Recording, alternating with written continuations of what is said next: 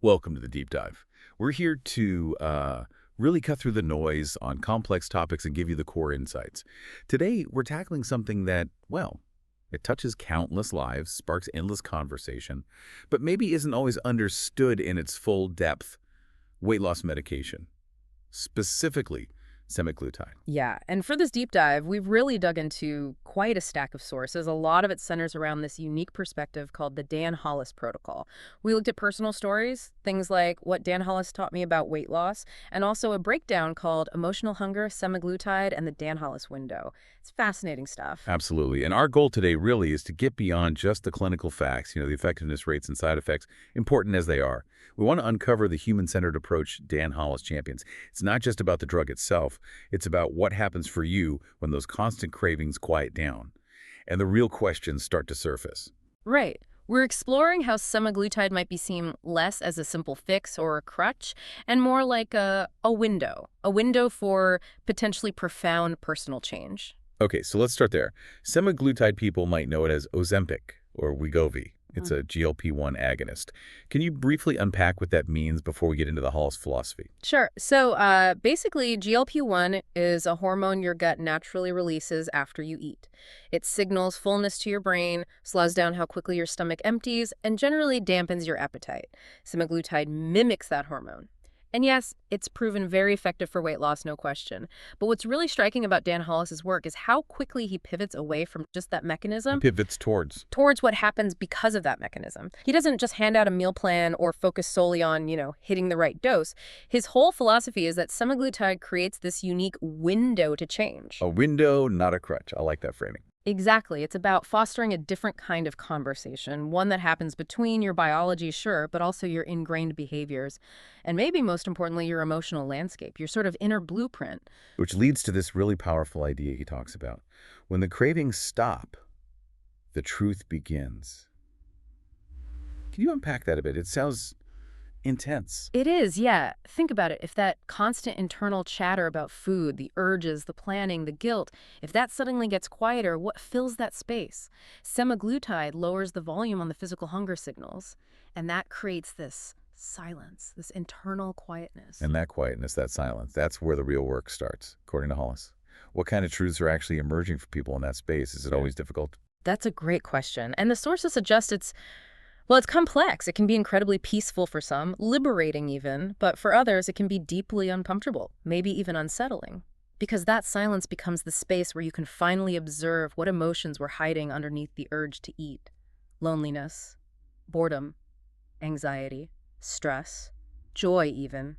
It's when eating is no longer the automatic go-to coping mechanism. So it unmasks things. Precisely. It unmasks the difference between physical hunger and what Hollis really focuses on, emotional hunger. And he has this key insight. He says, hunger isn't simple, not just a stomach growl. Right. He calls emotional hunger. What was the quote? Something about it being a question. Yeah, emotional hunger sounds like a craving, but it's actually a question, a need asking to be seen. That really reframes it, doesn't it? It absolutely does. It suggests the root isn't just about food, but maybe about something deeper we're missing or avoiding. Exactly. Loneliness, boredom, anxiety, maybe even unrecognized joy that we don't know how to handle, so we eat.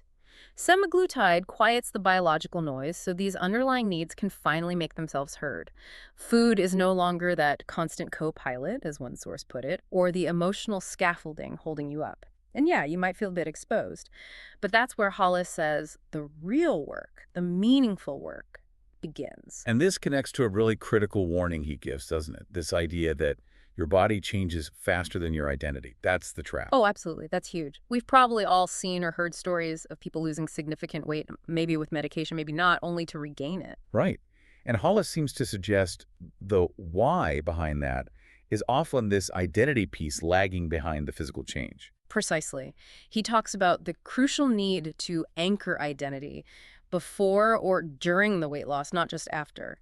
Because if your internal self-image, your core beliefs about yourself haven't caught up to the physical changes, your brain can unconsciously find ways to sabotage the body's progress. Even with the medication helping suppress appetite, it's a mismatch. So it's much, much more than just taking a shot or a pill. Night and day. And that's why, as we look through the materials, it became clear he's not just offering tips. He's developed a whole framework, the Dan Hollis protocol.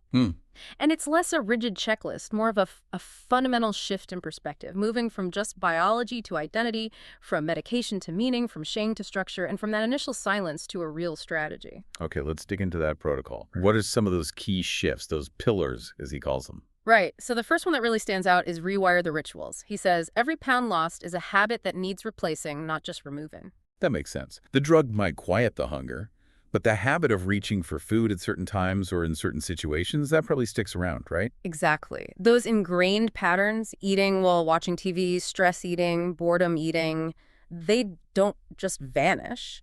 The work then is to consciously identify those moments and build new rituals. Maybe it's a short walk, maybe journaling, maybe calling a friend. Semaglutide gives you the space, the easier starting point to see what needs rebuilding, but you still have to do the rebuilding. Okay, so rewire rituals. What's next? Then there's pace the process. This one's crucial. He emphasizes fast results don't mean lasting results. Pacing is protection. It's not about a race. So it's about avoiding that temptation to rush, even if the medication is working quickly. Yes, he talks about metabolic pacing. Your body needs time to adjust physiologically, but just as importantly, your emotional self, your identity, needs time to integrate the changes. Rapid transformation without that deeper integration often leads to feeling overwhelmed and potentially relapse or collapse down the line. Slow and steady, building sustainably. That ties into the identity piece again. Okay, pillar 3 seems really proactive. Plan the off-ramp from day one. Yeah, this one really jumped out. His philosophy is clear. The real work begins after the medication. So he addresses what life looks like post-semaglutide right from the very beginning. Why so early? Because, interestingly, he argues most people who regain weight after stopping these meds don't relapse primarily because physical hunger comes roaring back. It's often because those underlying emotional patterns, the ones never fully addressed, resurface once the medication's effect wears off. So you need a strategy for that, planned well in advance. It's about long-term sustainability. Got it. Okay, what's the fourth pillar? Build the scaffolding. And the key idea here is support isn't optional, it's neurobiological scaffolding. This isn't a journey to take alone. So seeking out community, maybe therapy, coaching. All of the above. Emotional support, community connection, having structure, even using language that empowers rather than shames. He makes a neat point too. AI can give you information, but humans provide meaning. You likely need both. That support network is the structure that helps hold the changes in place. That makes a lot of sense. And the final pillar sounds quite profound. Rewrite the narrative. It really is. Hollis puts it starkly. Weight loss is biology. Staying there is narrative. This is all about the stories we tell ourselves. Stories about failure, about food, about our own worth. Exactly. Stories like, I always fail, I don't deserve to be healthy, food is my only comfort. He argues that no amount of medication can permanently overcome a core narrative that undermines your success. The work here is to actively identify and rewrite those limiting stories. It's about fundamentally changing your relationship with yourself, not just with food. Replacing the story, not just the snack, as he puts it. Wow.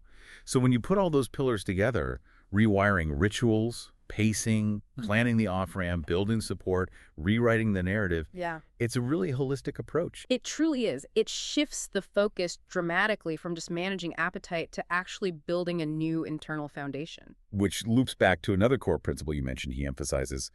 You don't hold on to weight loss with discipline.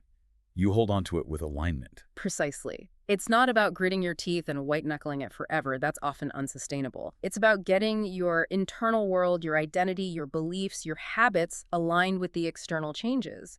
And he tackles that common cheating criticism head-on, too. He says, semaglutide isn't cheating, it's adaptation. The real cheat is pretending willpower was enough all along. That's a powerful reframe. It acknowledges the biological reality for many people. Right. And his view of healing itself is interesting. It's not presented as some big, flashy breakthrough moment. It's described more as this quiet, intentional, day-by-day process. It's the slow layering of new choices, new thoughts, new support systems, all constructed during that unique sacred window, as he calls it, that the medication can help create. So ultimately, the message isn't about using the medication to become someone totally different. No, quite the opposite. It's about using the space and the quietness the medication provides to finally become more fully yourself, to shed the layers added by coping mechanisms and connect with who you are underneath. That biological pause becomes a psychological opportunity. Beautifully put, yeah. So As we wrap up, we've really explored the Dan Hollis protocol, seeing semaglutide less as a magic bullet and more as this potent catalyst for deeper, genuinely human-centered change. It's that biological pause offering you, the individual, the time and the crucial silence needed to rewire old habits, to really anchor your identity and to begin rewriting your own story. And it really underscores his point that healing that deeper emotional hunger, well, it requires empathy, not judgment, awareness, not rigid rules, curiosity, not self-punishment. So maybe a final thought for everyone listening. If you are considering or using semaglutide, or perhaps even if you're just on any journey of self-discovery related to habits and identity, ask yourself this: what are you truly hungry for, especially now that the immediate noise might be quieter? That's the core question, isn't it? This deep dive really reveals that lasting transformation isn't just about hitting a number on a scale. It's about finding that internal alignment, that sense of congruence, and finally creating the space to become who you're truly meant to be. And I keep coming back to that powerful idea. When the cravings stop, the truth begins. It's an invitation, really.